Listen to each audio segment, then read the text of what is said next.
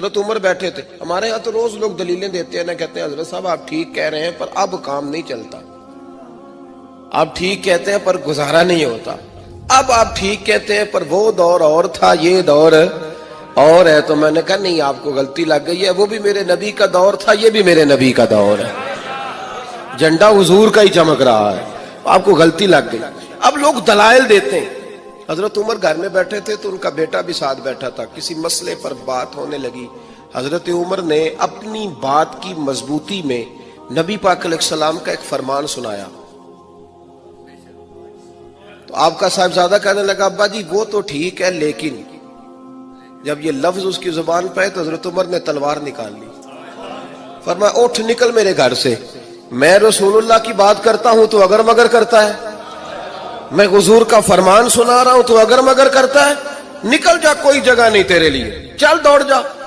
جو میرے نبی پاک کا فرمان آنے کے بعد اگر مگر کرے وہ عمر کی چھت کے نیچے نہیں رہ سکتا, چل نکل. یہ کوئی بات ہے, پیار بھی کرتا ہے, کلمہ بھی پڑھتا ہے, اگر مگر بھی کرتا ہے.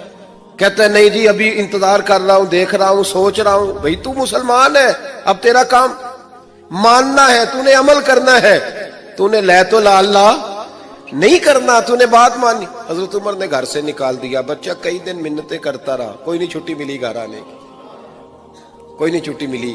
وہ امیر المومنین حضرت ابو بکر صدیق کے پاس گئے, کہنے لگے ابا جی سخت ہیں, آپ کو پہلے بھی پتا ہے, میری سفارش تو کریں. تو جناب صدیق اکبر گھر آئے, کہنے لگے چل بس کر, تو سخت ہی ہو جاتا ہے, چھوڑ دے. کہنے لگے ابو بکر تمہیں پتہ ہے اس نے کیا کیا ہے؟ کہا ہاں, یہ کہتا ہے کہ حدیث میں وہی تائید ہی کرنے لگا تھا بس, لیکن نکل گیا منہ سے. کیا لفظ ہے حضرت عمر کے. فرمانے لگے ابو بکر دل پہ ہاتھ رکھ کے بتا, تیرا بیٹا ایسے کرتا تو کیا کرتا؟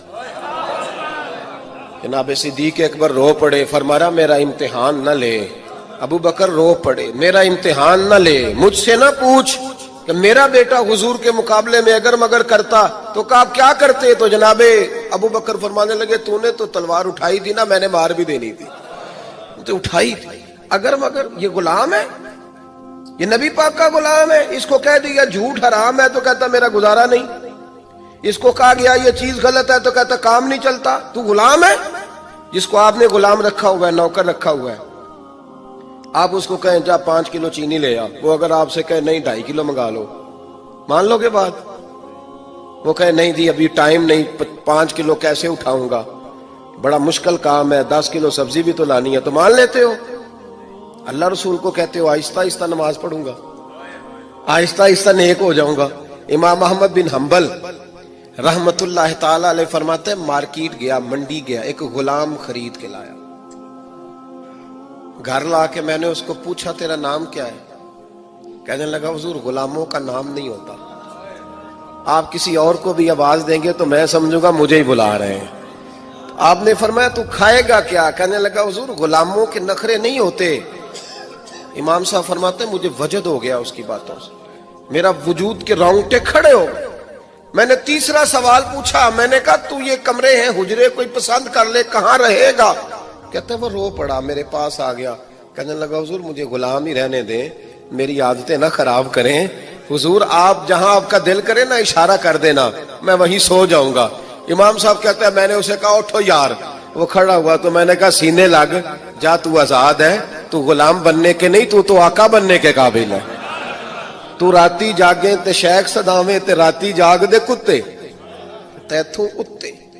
حضرت بابا بلے شاہ صاحب نے بڑی پتے کی بات سمجھائی. کہنے لگے تو نے ایک کتا رکھا ہوتا ہے, تو اس کا مالک ہوتا ہے, ایک روٹی تو ڈالتا ہے اسے, کتا دوسری مانگے تو جوتا اٹھا لیتا ہے. اور فرمایا وہ ایک روٹی کھا کے نا ساری رات تیری پہرے داری کرتا ہے, ایک لقمے کی وجہ سے ساری رات کتا تیرے دروازے پہ کھڑا ہے. اور فرمانے لگے تو اے سی میں سوتا ہے, وہ جا کے نا کسی نالی میں سویا رہتا ہے. فرمایا جس کا تو مالک ہے تو اپنی نعمت دیکھ اور اس کی نوکری دیکھ.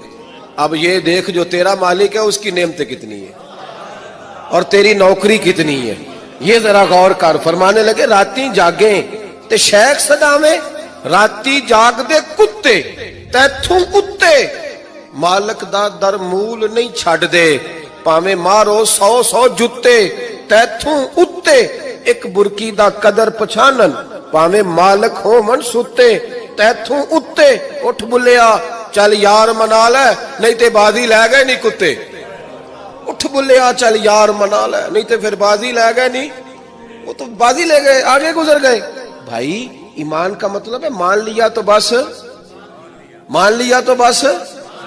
मुसलमान कह रहा है कैसे होगा जी नमाज पढ़ने से बरकत कैसे होगी अल्लाह कहता है ऐसे होगी कि वह यरज़ुक़हु मिन हैसु ला यहतसिब जब तुम मुझसे डरेगा तो मैं वहां से रोजी दूंगा कि तेरा कभी गुमान भी नहीं गया हो गुलाम